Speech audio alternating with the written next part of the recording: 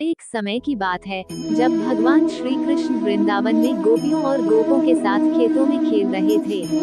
एक दिन उनके साथी गोप दोस्तों ने कहा, कृष्ण, हमें यहाँ से दूध और मक्खन लाने के लिए किसी दूर के गांव का सफर करना पड़ रहा है।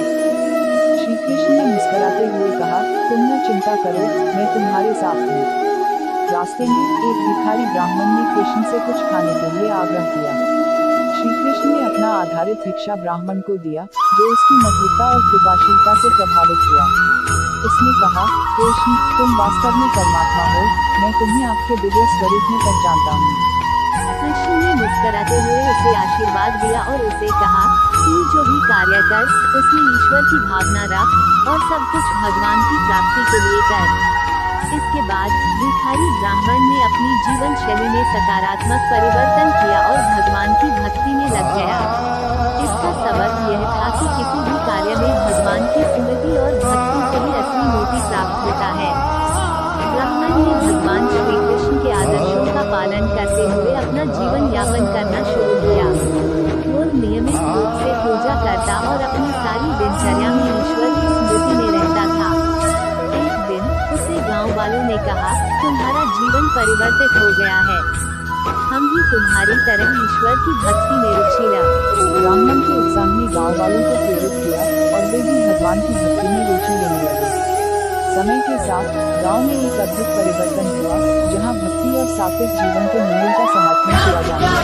श्री कृष्ण ने गाँव वालों को धार्मिक ज्ञान और सत्य की महत्वपूर्ण शिक्षाएं दी, जिससे उनका जीवन संपूर्ण तरीके से परिपूर्ण हो गया। उन्होंने लोगों को आत्मनिरीक्षण, दया और सहानुभूति का मार्ग दिखाया। एक दिन गाँव वालों ने एक गरीब परिवार में भगवान से दूध खबर बांटने का आग्रह किया। उनकी समस्याओं को सुना और उन्हें आत्मनिर्भर बनने के लिए मार्गदर्शन किया।